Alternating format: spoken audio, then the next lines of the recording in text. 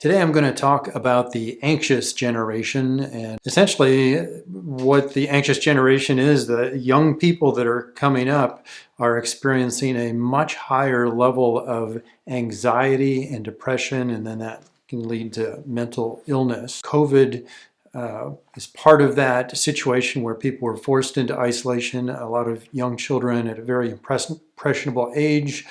Also with children, just their life on the screen, whether it's from social media or playing games and just spending so much of their lives glued to a screen or interacting. So it's just their eyes and their fingers that are working, and they're not around other people. They're not having social interaction.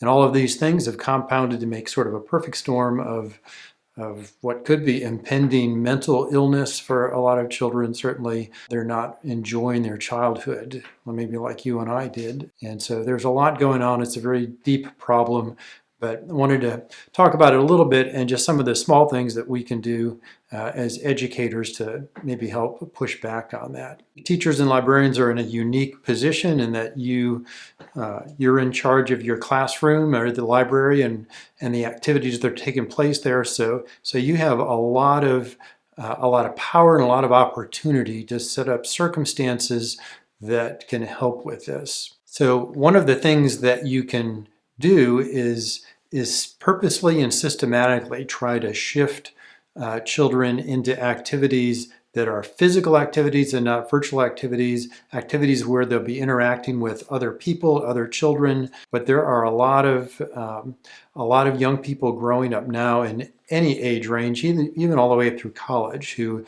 are experiencing intense loneliness. People are not making connections. They're not taking the initiative. They're intimidated by relationships and talking to other people in person. As a teacher or librarian, what are some of these activities that you might be able to do that would facilitate the interaction of students with each other? I'm going to be talking about KEVA challenges because that's what I am. I'm with KEVA and founded KEVA. A lot of these activities can be done specifically with STEM type activities. Those are a lot of interactive things. Oftentimes people are collaborating with others. With STEM activities, sometimes they can be intimidating though. Sometimes the STEM activities are pointing kids back to the screen, which is the opposite of what we're trying to do. And so if kids are intimidated by the activity, that might create more anxiety again. And we want to find activities that they're going to be successful at, that they're going to feel comfortable at, and that in the course of doing the activity, it's going to facilitate conversations and help them to build friendships and relationships with whoever they're doing it with. For KEVA challenges, almost any of the KEVA challenges that you might view on the other podcasts that I've done, where I go into much more specifics for how to do them, they're all based on open-ended challenges where you offer an open-ended challenge like, let's see if you can build a city. Well, today we're going to build a zoo, or let's build a ball run. Here's a ping pong ball. Let's see how we can make it move, or let's build a map of the neighborhood. All of these things can be done. They can be done individually or with a partner or with a small team of other people. And so that's sort of the foundation of what I'm talking about, mostly with the KEVA activities. I'd like to go through how this helps particularly, and then you'll be able to adapt, whether it's KEVA Planks or whatever the materials you want to use. You'll understand the key things that we're trying to do when we're doing these activities. First one is that we're providing face-to-face human interaction. People who are intimidated by being around other people, young children who are intimidated by all of these things, they may be avoiding human interaction when they can't. So if we can put them in a face-to-face situation where it's non-threatening, doing this activity of building things with KEVA Planks, they're very simple blocks and we just stack them so anybody can do it. There's no right and wrong way to do it, especially with these open-ended activities. One of the reasons why KEVA Planks work with this is that anybody can do them at any skill level, and people are going to feel successful with it.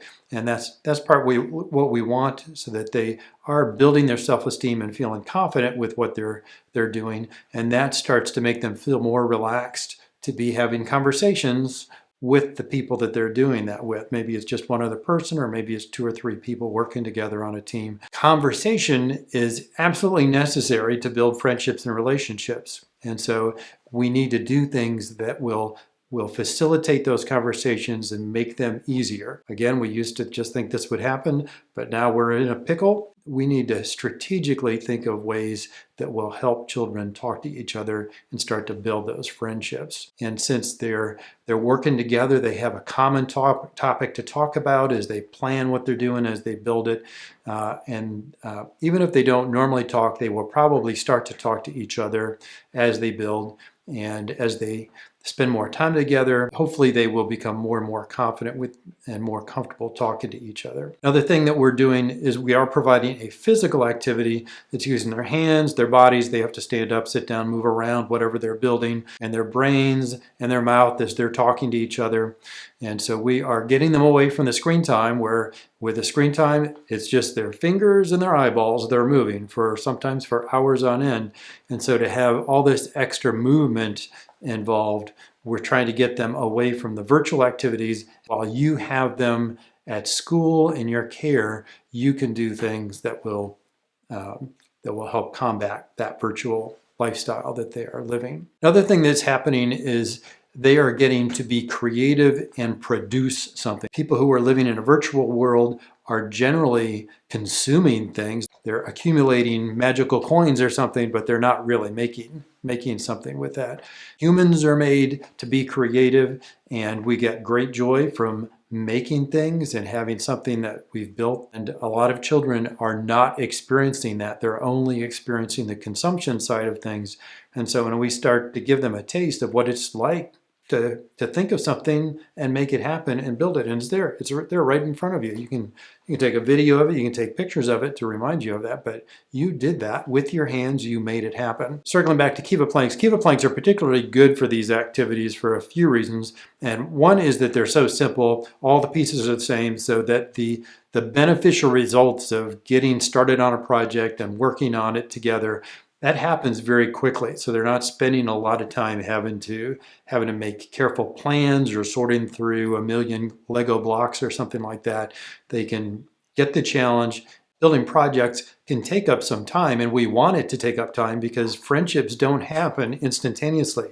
You've got to be doing something together, conversing and very non-threatening things. Could you hand me a block? What are we going to do next? Things that aren't revealing anything about yourself, but you're at least talking to each other, and that's what starts to move you towards other conversations, which might be, what are you doing after school today, or something like that. Hopefully you have ready access to KEVA Planks or whatever materials you're going to be using for this activity. It'll be important that they get to do this more than once, that this isn't some once-a-month activity where you get your hands on materials and they do this. For this to be effective, they're going to need to be doing this with some regularity, maybe every day or at least every week. They're getting a chance to build things in an informal way. They're not being graded on it. It's just the fun, the joy of creating and doing something, an activity with other human beings, with other children.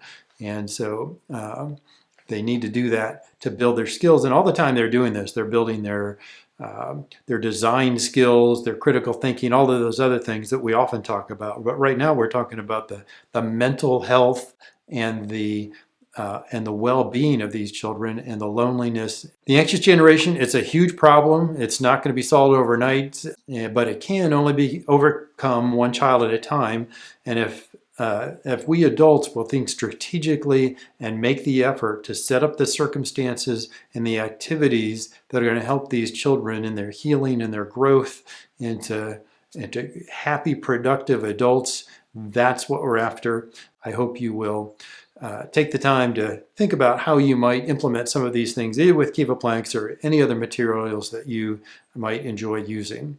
And I wish you all the best, and have a great day.